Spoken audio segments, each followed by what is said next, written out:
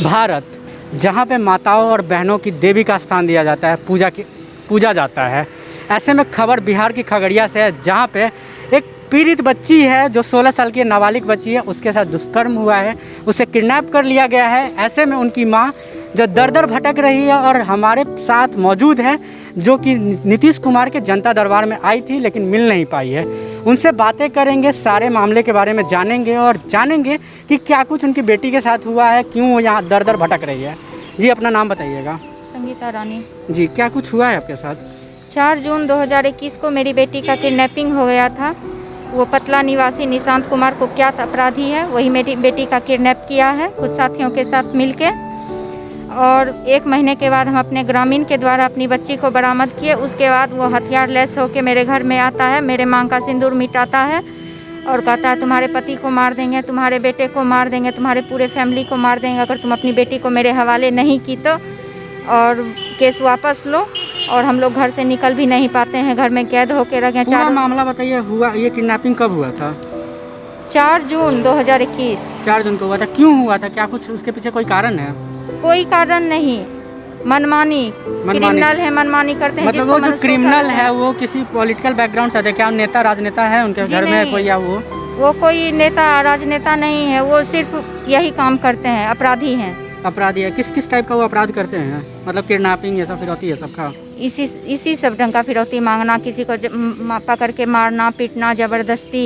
मतलब जहाँ तक आप बोल रहे हैं सिर्फ मनमानी चल रहा है? मनमानी जो मन सो किए। आपने थाना में कंप्लेन किया है? जी हाँ, थाना में हमने कंप्लेन किया। थाना अध्यक्ष मेरी कुछ नहीं सुनते हैं। वहाँ के थाना अध्यक्ष नीरज कुमार ठाकुर हैं, उनको कंप्लेन किया, वो कुछ नहीं सुनते हैं। कहते हैं कि उसका कोई केस दर्ज है, जबकि 89-21 हम दर्ज करवाए हैं। मेरे पास प्रूफ भी है। मेरे सारे ग्रामीण एसपी साहब के पास एप्लीकेशन लिख के गए। एसपी साहब क्या बोले हैं? एसपी साहब को एप्लीकेशन दे दिए हैं। एसपी साहब तो अभी कुछ नहीं बोले हैं, कोई प्रक्रिया नहीं है। अपराधी आज 15-20 दिन भी हो चुका है एसपी साहब के पास जाना, वो कुछ कर ही नहीं रहे हैं। पुलिस मेरी कोई मदद नहीं कर रही है। थक हार के हम आए हैं माननीय नीतीश कुमार जी के शरण में। आपकी बेटी का जब किडनैप हुआ था वो कितने दिन बाद आप लोग को बरामद हुई है?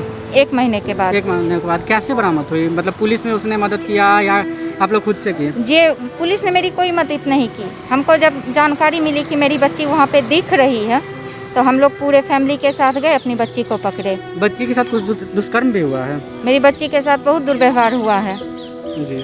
उस पर तो ऐसा एक्ट लगना चाहिए। माननीय मुख्यमंत्री जी से यही निवेदन करते हैं कि हम बहुत थक हार के आए हैं, मेरी बच्ची का ज़िंदगी बर्बाद हो गया है। कहते हैं बेटी बचाओ बेटी पढ़ाओ, आज ना हम बेटी को पढ़ाते तो ये हाल नहीं होता। मेरी बेटी का ज़िंदगी बर्बाद हो गया। अच्छा, आप एक बात बताइएगा, जिस गांव में बेटी का जो अपहरण हुआ है उस गांव में और भी बच्चियां पढ़ती है, क्या वो भी डर के रहती हैं? अभी सारे गांव की बच्चियां, कोई बच्ची नहीं स्कूल जा पा रही है, कोई नहीं पढ़ लिख पा रही है। मतलब वो कुख्यात अपराधी का इतना मन बढ़ गया है कि मतलब कोई बच्ची डर से पढ़ने नहीं जा पा रही है। पूरे गाँव को डरा के रखता है कि कोई उसका साथ नहीं देगा, जो उसका साथ देगा उसी को मार देंगे।